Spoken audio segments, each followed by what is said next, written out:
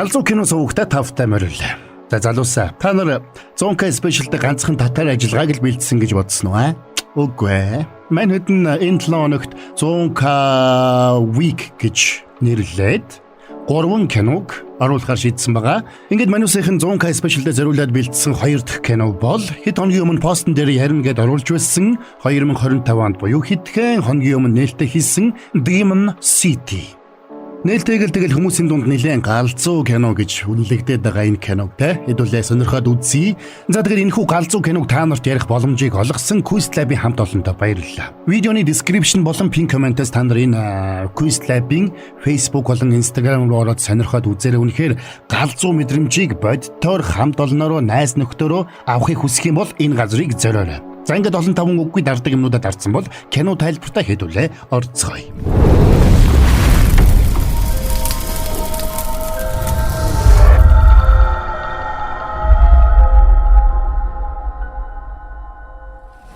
Шинжи хотод Саката гэгч хөлсний алуурчин нэг даалгавар биелүүлэхээр бэлтгэж байлаа. Тэрээр сэлмээ ирэлж дуусаад гоёмсог машиндаа сууж хаашаа ч юм явж бодно. Орон далайргийн нэг байшинд Якуза бүлгэллийн хэсэг залуус Босс Каванотой уулзаж хотод шинэ бүлгэлэл бий болж тэдний бүлгэллийг түлхэж унахыг зорж байгаа тухай элдэгдэг. Сул дорой байдалд дургуутсан Кавано тэдний нэгийнх нь нүүрэнд хутаг тулгаж хагаад шууд зүсч орхино. Энэ хоёр тэр байшинд сэмхэн ортон ирсэн Саката замдаа таарсан хамгаалагчдыг ядах юмгүй зөвл дуусгаж байлаа. Бодлогын машинд нь гадны этгээд нэвтэрсэн болохыг ойлгосон Кавано аюулгүй газар руу зугтахаар шийднэ. Энэ хоёр Саката сэлмээр чадварлыг тулдаж нээвэр дээр байсан Каваногийн хамгаалагчдыг зөвл дуусгаж байлаа. Каваногийн хамгаалагчид Каваног дагуулж байшингаас гарах гэсэн боловч хаалганы гаднаас хамгаалагчдын цогцсоор даруулж орхисон учраас тэд хаалгыг нээж чадсангүй. Тиймээс эргэж хоёр давхар руу гарцгаана. Энэ зур Каваногийн хамгаалагчид Саката руу дайрсаар байдаг. Сакатач тэднийг нэг-нэгээр нь устгасаар Кавано руу улам бүр ойртож байлаа. Айд сандарсан Кавано арай хийж байшингаас гарч машиндаа ирж суусан ч жолооч нь айл хэдийн амиа алдсан байна. Өмнө тарсан хамгаалагчдыг толгой дараалан устгасаар Кавано руу хурж ирсэн Саката руу гинэт нэг хүчрхэг тулаанч дайран орж ирлээ. Тэр бол Каваногийн хамгийн шилдэг тулаанч байдаг. Энэхүү тэр хоёр энэ тэнцүүхэн тулдаж гартаа таарсан бүхнийг ашиглаж өвхөн хатан үзэлцснэ. Хэсэг тулдсны эцэст Саката газар тунахад нөгөө хоёр гартаа барьсан хутгаараа Сакатаг нэвт зоох гэж улайр нь дайрлаа. Энэхүү анхаарлан сарнихыг ашиглаж Саката хажуухандаа байсан сэлбэр гарын тас завчиж орхиод босч ирээд цааш явдаг. Тэндээс зогтох аргагүйгээ ойлгосон Кавано Сакатагийн урд гарч ирээд буудах гэж оролдсон ч Саката Каваногийн хамгаалагчдын нэгийг урдаа халахвч болгож барьсаар тэрэн лөө ойртож очино. Кавано арга барж тэндээс зогтох гэж оролдсон ч Саката гүйцэж очиод ядах юмгүй зүйл дуусгадаг. Сакатаг тэндээс явахаар хэрэгхэд Каваногийн амьд үлдсэн сүүлчийн хамгаалагч тэрнийг буудахыг завдна. Гэвч тэрнийг Сакатагийн хамтрагч Фужита буудаж унагдаг. Ингээд даалгаврын амжилттай гүйцэтгсэн тэд салж явахын өмнө Фужита Сакатад оногдох хувийг өгнөгөө. Энэ ажлаа орхихгүй байхыг гуйлаа. Гэвч Саката татгалзаж гэр бүлээ энэ тэргуунд тавихаар шийдсэн учраас цаашид ийм ажил хийхгүй гэдгээ шийдэмгий хэлээд тэндээс явж одно. Тэдний энэ бүх үйлдэлийг алсаас хэн нэгэн ажиглаж байлаа. Дараа нь Саката гэртээ очиж эхнэр болон охинтойгоо баяртайгаар уулзаад оройн хол идэхээс өмнө усанд орохор болно. Гэвч Сакатаг уснаас гарч ирээд ховцсон өмсгтө зэрэгцээд эхнэр охин нь хашгиралдах сонсогдлоо. Сакатач яран тэдний байсан өрөөлөг хурж ирэхэд тэнд нь чөтгөрийн баг өмссөн хэсэг хүмүүс эхнэр охин хоёрыг нь барьчихсан байж байлаа. Тэд Сакатаг Каваногийн бүлгэллээс ангижруулж өгсөнд талархаад тэдний химэн гүми буюу зэвхий царайтнуудын бүлэглэл хотыг захирах болсон гэдгээ хэлдэг. Энэ үеэр Сакатагийн охин аав руугаа угсхийхэд тэдний нэг нь охиныг нь зууран барьж авлаа. Энэнд нэгдүйтсэн Саката тэр залууг сахиж унгаад буудах гэсэн боловч тэнд байсан зэвхий царайтнуудын нэг хий буудаж Сакатаг зогсохгүй бол эхнэрийг нь буудна гэж сүрдүүлдэг. Саката тэмцэлтгэ болох үед тэрэнд зодуулсан нөгөө нөхөр шорондоо Сакатаг толгой төрүүгүй зодож эхэлнэ. Хөрхи охин тэр хүнээс аавыг нь зодохгүй байхыг гуйхад ээж нь охиноо тэрвэрч аваад тэдний гэр бүлийг өршөөхийг зэвхий царайтнуудын толгой логчоос уйлан байж гуйдаг. Гэвч тэдний уйлахыг сонсохоос залгсан нэг нөхөр гэнтхэн боссынхоо урд орж ирээд эхнэрийнх нь толгой руу буудаж хөнөөнө.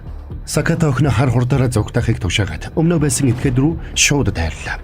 Гэвч хөрхи охиныг зогтож амжихаас өмнө нөгөө нөхөр бас л буудаж унгана. Энийг харсан Саката цөхрөнгөө баран газар тундаг. Энэ үед зэвхий царайтнуудын толгойлогч Сакатад нэг хачирхалтай түүхийг ярьж өгдөг. Тэр хотод нэгэн чөтгөрийн сүнс хэсүүчилж байдаг. 50 жил тутамд хэн нэгэн хүний биед шүглж аимшигтай аллаг үйлддэг гэдэгт тэр итгэдэг ажээ. Харин зэвхий царайтнуудын зорилго бол хотыг тэр чөтгөрөөс хамгаалах явдал гэж тэр тайлбарладаг. Энэ яран Сакатад сонирн биш байлаа. Тиймээс тэр нэг л өдөр тэднийг бүгдийг алах болно гэж амладаг. Харин цаадуулна тийм өдөр ирэхгүй л болов гэж хэлээд Сакатагч ус толгойд нь буудан хөнөөнө. Удалгүй цагдаа нар Сакатагийн гэрт ирээд тэрнийг эхнэр өхнийхөө аминд хүрээд эцэст нь өөрийнхөө амийг хорлсон гэсэн дүгнэлт гаргацгаана.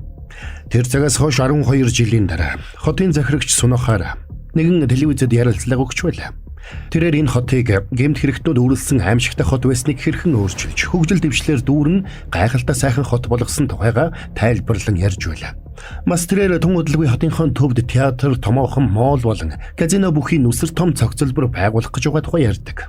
Энэ үеэр Кимияма гэгч нэгэн сэтгүүлч Сунохара захирагчаас асуулт асуухаар босож өнгөрсөн 13 жилийн хугацаанд сургаггүй алга болсон хүмүүс тэр дунд энэ цогцлборыг байгуулахыг эсэргүүцэж байсан хүмүүсийн толгойлогчийн хувь заяа хэрэгсэн талаар тэрнээс асуулаа.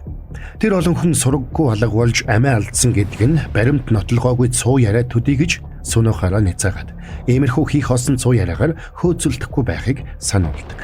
Харин Сакатагийн хувьд тэр толгойдоо буудулсан ч үхээгүй ээж. Тэр саажилттай болж суумга болсон байснаас гадна бусадтай харилцаж чадахгүй яг л ургамал шиг болсон байна. Тэрээр сүүлийн 12 жилийг тусгай амжилгээ бүхий шоронд өнгөрөөсөн байлаа. Ингээд Сакатад оноосон ялын хугацаа дуусаж Сакатаг шоронгоос чөлөөлөхөд тэрний хамтрагч асан Фужита ирээд тэрнийг авч явлаа. Тэд хамтдаа хотын захын ядуусын хорооллоор дайран өнгөрөхөд тэдний амьдарч байгаа хот Сунохара захирагчийн ярьж байсан бүхэн орон төсгүй худлаа болох нь илэрхий харагдана. Ингээд Саката Фужитатай хамт амьдрах болж. Сакатаг Фужитагийн хамаатан Раж гэх залуу асарч байлаа. Раж Сакатаг усанд оруулж хооллож салхинд гаргана. Нэгэн өрөө тэднийг салхиад усаж явтал нэг өрөөсөн гартаа дайрч ирээд Сакатагийн нэрийг дуудаж хашгираад Сакатагийн гар руу хутгаад үрж орхино. Гэтэл тэр хүн нь 12 жилийн өмнө Сакатагийн гарыг нь тасдаж орхисон тулаанч байдаг. Тэр өшөөг авахыг хүсэж Сакатаг отож яваад дайрсан нь тэр байж. Гэвч гарандаа хутгалуулсан Саката ямар ч хариу үйлдэл үзүүлэхгүй байлаа. Энэ үеэр сэтгүүлч Кимаяма машин дотроо нүүрэн дээр гүн сорвтой нэгэн нөхрөөс зэвхий царайтнуудын бүлэглэлийн талаар асууж тодруулж байна. Тэр нөхөр Сакатаг зэвхий царайтнуудын захиалгаар өөрийнх нь бүлэглэлийг устгасан гэдэгт итгэлтэй байгаагаа хэлдэг. Гэтэл Сакатагийн халдлага үйлдсэн тэр өдөр нь нөгөө том цогцлбор баригдах лиценз олгогдсон өдөр байж таарна. Сунохара хотын захирагч болсон нь ч цаг хугацааны хувьд тэр үйл явдалтай таарч байдаг. Зэвхий царайтнууд хүний 8 болон хар тамхиар дамжуулан гол санхүүгээ босгодог гэдгийг нөгөө хүн Кимаямад ярьж өглөө. Гэвч тэдний яриа удаан үргэлжилсэнгүй. Тэдэн дээр багтаа хүмүүс хурж ирээд машиныхын цонхыг алхахаар хаг зохиж орхидог. Хэрэг бичсэнийг ойлгосон Кимаяма тэндээс хар хурдаараа зугдсан ч тэдэнд баригдаж нөгөө багтаа хүн алхаараа Кимаямагийн тархийг хаг цохиж хөнөөнө. Харин машин дотор байсан нүүрэндээ сорвтой нөхрийг тэд машинаас чирч гаргаад гарт нь буу бариулж өөрийгөө буудахыг тушаана. Тэгээд тэд тэр нөхрийг ч бас буудаж орхиод хэргийн газраас явцгаадаг. Энэ үеэр Фужита ширээний тансаар хичээлж байлаа. Тэрээр 12 жилийн өмнөх тэр нэгэн шөнө зэвхий царайтнуудад Сакатагийн гэрийг зааж өгсөн нь. Сакатагийн гэрийнхний амьд хүрэхгүй байхыг тэднээс гойсон ч цаадуулн үгэнд нь оролгүй. Нэгэн гэр бүлийг хүйс тэмтэрж орхисныг дурсан бодож байлаа. Утсанд нь дуудлага ярьж Саката халдлагад өртсөн талаар мэдээ хүлээж авна. Шаргатсан Сакатаг авчирсан эмнэлэгт мөрдөн байцаа халбаны дарга Котаро ирсэн байлаа. Тэрээр гудамжинд явж байхад халдлагад өртсөн хэргийн талаар мэдээлэл авахар ирсэн ч тэр хохирогч нь Саката байж таарч. Тэрээр хамт ирсэн мөрдөгчдөд мөнгө өгөөд хоол идэж хэсэг амарч угаад эрхийг тушаадаг. Тэгээд тэр Сакатагийн дэргэд ирээд сүнхнээсээ нэг баг гаргаж ирж өмсөөд өөрийг нь таньж байгаа эсхийг Сакатагаас асуудаг. Учир нь Котаро үнэн хэрэгтээ тэр шин Сакатагийн эхнэр охин хоёрыг хөнөөсөн нөхдүүдийн нэг байж. Ингээд тэр хөрөмнөөсөө нэг тариа гаргаж ирнэ. 12 жилийн өмнө тэд Сакатаг толгойдоо буудуулаад амьд үлдсэнийг мэдсэн ч боосон Сакатаг дахиж хөнөөх гэж оролдолгүй зөнд нь орхих тушаал өгсөн байжээ. Гэвч Сакатаг хөнөөхийг үргэлж хүсэж ирсэн учраас тэр хүслээ одоо гүйцээх боломжтой боллоо гэж тэр яранга нөгөө тариагаа Сакатад холбосон тусал руу шахаж орхино. Которогийн хүү яранга өөрийнх нь дуу хоолой Сакатагийн ухаан санааг аажмаар сэргээж байгааг анзаарсангүй.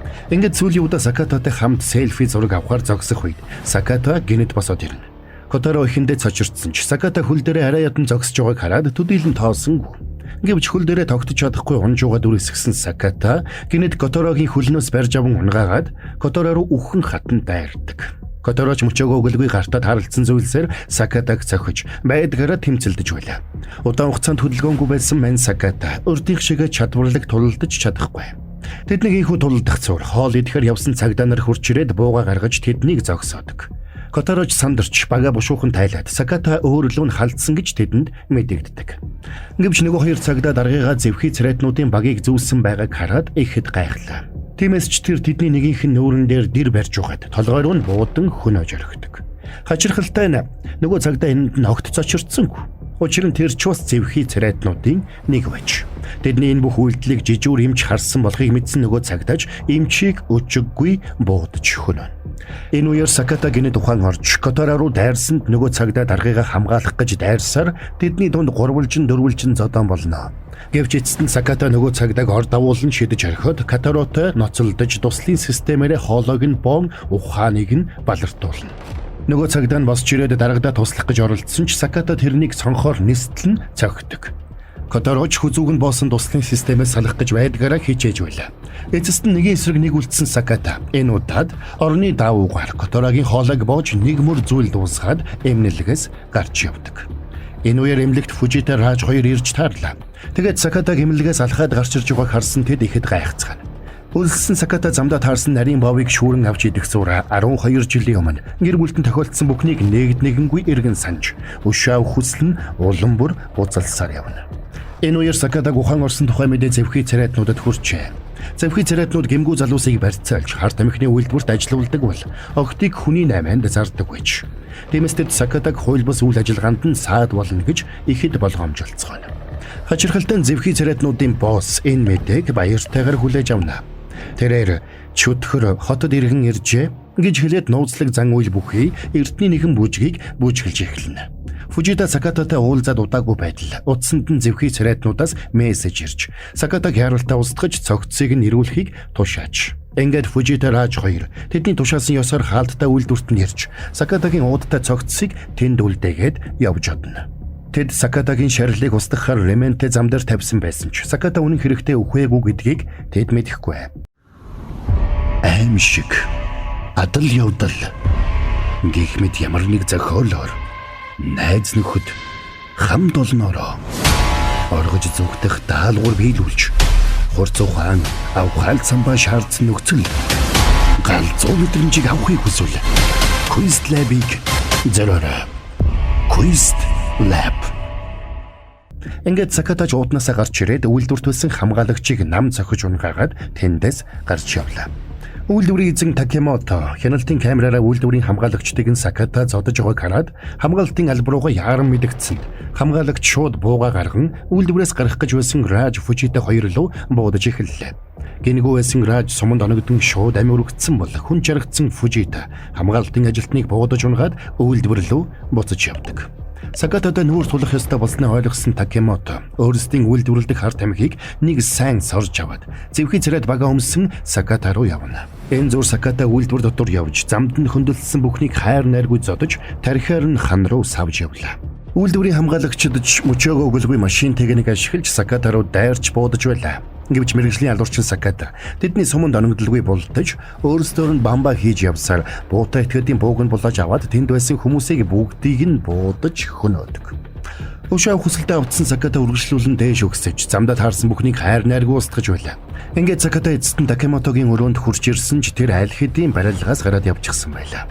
Такемото гартаа тесрэг бөмбөгийн удирдлага барьсан байна. Тэрээр Сакатаг өрөөнд нь зогсож байгааг харсан даруйда товчлуураа дарсанд үйлдвэрийн байр бүхэлдээ хүчтэй дэлбэрэлтэнд өртөж сүрдэг. Энэ үеэр Такемотогийн утсанд дуудлага ирж дайснаа дарж чадсанд нь баяр хүргэдэг. Тэрний баяр удаан үргэлжилсэнгүй. Шотож байгаа үйлдвэр дундаас мань Саката эсмэнд гараад ирдэг. Тэр үл шатах материалаар бие ороож гал дүртэлгүй гарч ирж чадсан байж. Энийг харсан Такемото Сакататай тулалдахаар бэлдэж эхэлсэн ч тийм зүйл болсонгүй. Фужита машинаараа Такемотог нийслэн мөргөж орхино. Хүнд шархтаж цусаалтсан Фужита Сакатагийн өмнө өвдөг сөгдөж гэр бүлийнхэн талаарх мэдээллийг зэвхий царайтнуудад өгсөн гэдгийг хүлээж би ч бас өөхөх ёстой гэж хэлдэг. Энийг сонссон Сакатач Фужитаг өчиггүй буудаж орхино. Дараа нь машинд мөргүүлсэн ч амьд үлдсэн Такемотог Саката хүлж угаад бүлгэрлийнхэн талаар байцааж эхэлсэн боловч цаадхан доогтоо инээж боостой өхөн хөлтлээ үнэнч гэдгээ батлан хэлсээр байна. Энэ үеэр Такемотогийн утсанд дуудлага ирлээ. Сакатаг утсыг нь авахд зэвхий царайтнуудын босс Сакатад охин нь одоо ч амьд байгаа гэдгийг хэлдэг. Тэр зэвхий царайтнуудын босс нь үнэн хэрэгтээ хотын захирагч Сунохора байж. Тэрээр энэ бүлэглэлийн олж байгаа мөнгөөр хот хэрхэн цэцэглэн хөгжиж байгаа талаар яриад хэрэг охинтойгоо дахин уулзахыг хүсэж байгаа бол Такемотог суллахыг шаарддаг. Энийг сонссон Такемоточ Сакатаг тохуурхан инээж эхэллээ. Тэгсэн мэн Саката Такемотог хөнөөж орхиод тэндээс гарч явдаг. Маргааш нь үйлдвэрт болсон халдлагын талаарх мэдээ хот даяар тарлаа. Тэд энэ хэргийг Саката үйлдсэн гэдгийг зарлж, Сакатаг үйлдвэрт болсон дэлбэрэлтийн үеэр амиа алдсан гэж үзэж байгаагаа мэдэгддэг. Энэ мэдээг Сакатагийн охин Рюч бас үзэж байлаа. Өсвөр насны охин болсон Рюг багтаа нөхдүүдийн нэг болох Канта харгалзаж байдаг. Тэр бол зэвхий царайтнуудын хүний наймааны бизнесийг хариуцсан босс байлаа. Энэ үеэр Сунохора Канта руу залгаж Сакатаг амьд угааг хэлээд яаралтай хайж олохыг тушаадаг. Тэр өглөө цагдаагийн мөрдөн байцаагч Такигава даруухан оромжондоо орж ирээд амрах гэж байлаа. Гэрийнхэн цон хонгорхоо байгааг хараад гайхсан Такигава цонхоо хаачгаад ирэхэд ард нь Саката зогсож байдаг. Такигава Саката хоёр эртний танилуд байж. Олон жилийн өмнө Саката Такигавагийн амийг аварснаас хойш Такигава Сакатад чухал мэдээллүүдийг дамжуулах болсон байна. Сакатаг шоронд байх зур зэвхий царайтнууд цагаандаа гарсан байж. Нэгэн томоохон хамгаалтын компанийн захирлыг тэд хэрхэн буудан хөнөөж байгаа бичлэгийг Такигава Сакатад үзүүлээд тэр захирлын хурууг нь хүртэл хадгалж байгаагаа Такигава хэлдэг. Одоо тэр компани Сунохорагийн бариулж байгаа цогцлбарын хамгаалалтыг хариуцах болсон байна. Энэ мэдээллийг авсан Саката Такигавагийн бууг сэмхэн аваад мөнөг хамгаалалтын компани төв байр руу явлаа. Тэрээр төв байр руу нэвтэрч замдаа таарсан хамгаалагчдыг хайр найргүй устгаж явсаар нэг айл амьдардаг болов уу гэлтэй өрөөдөө таардаг. Тэр өрөөнд охин нь буудангийн ард нуугдж байлаа.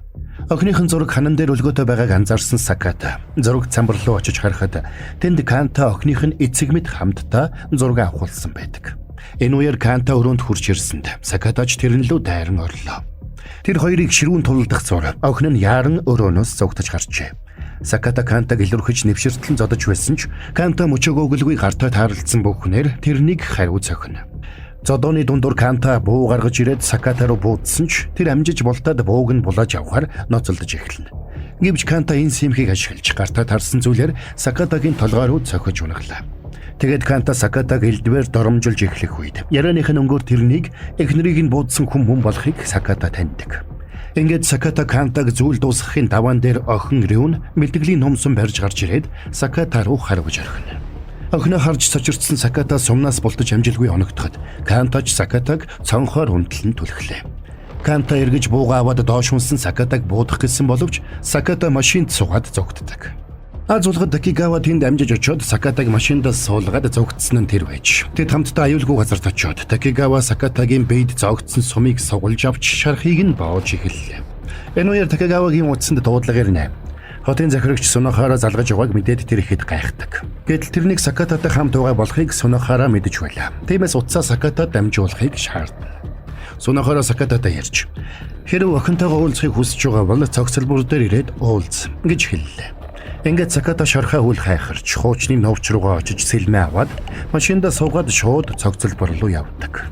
Энэ үеэр зэвхий царайтнууд Рю охиныг цогцлборт хориод давхар бүрийг нь зэвсэгтэй хамгаалагчдаар хамгаалуулсан байлаа.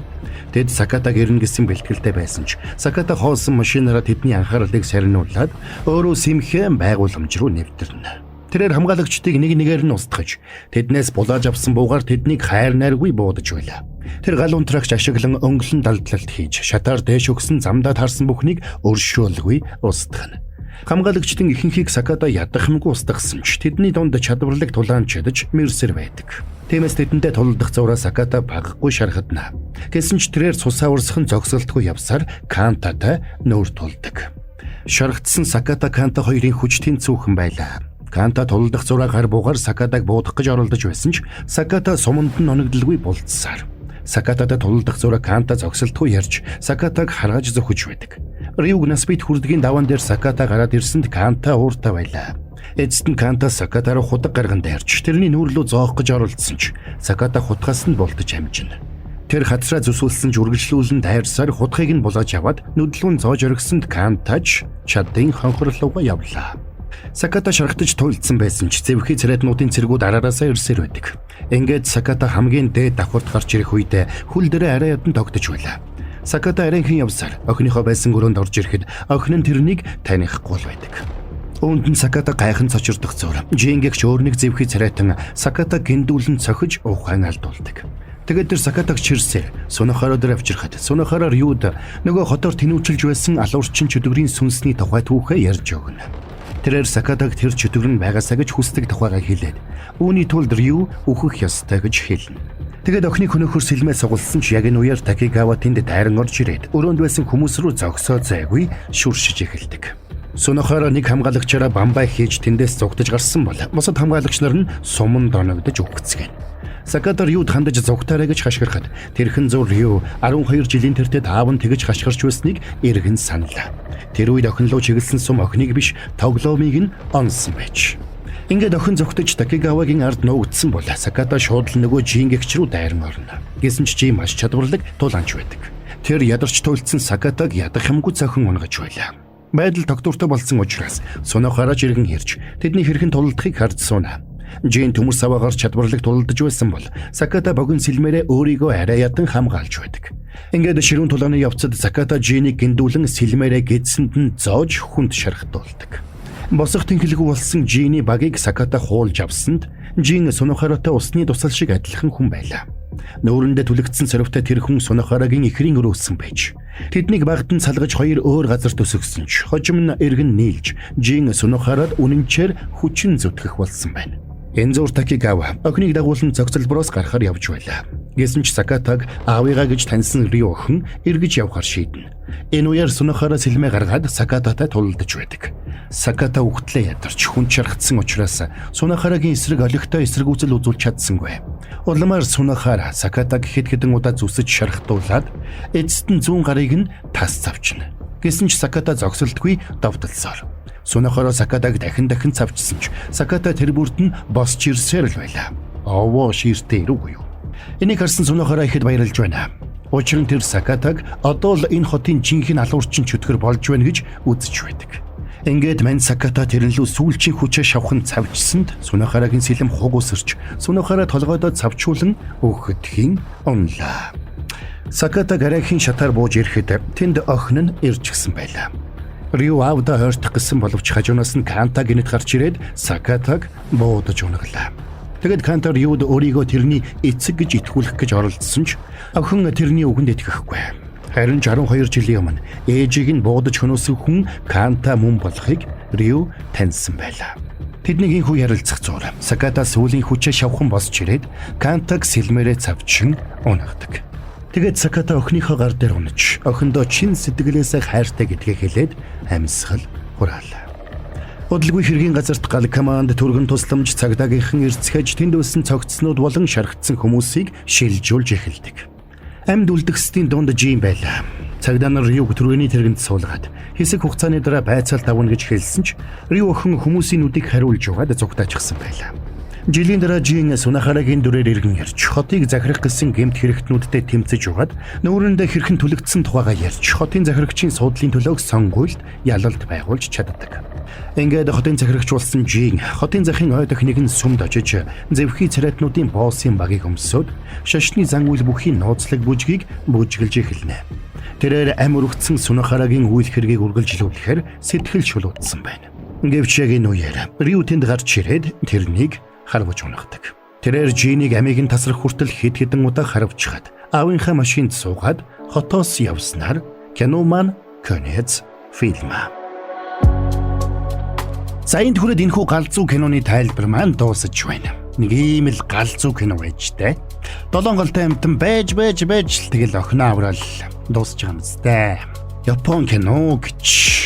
За Зонка спешиалтай зориулсан 2 дахь киноны тайлбар маань таалагдсан гэж найдаа. За тэгээд 3 дахь кино амжуул энэ хах санд амжихгүй бол бүтэн санд оруулна, окей?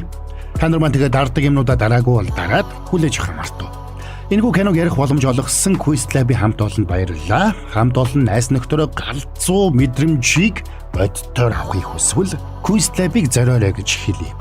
За тэгээд Зонка спешиал зориулсан тэр галзуу 3 дахь киногоор хэдүүлээ эргээд уулзцгаая.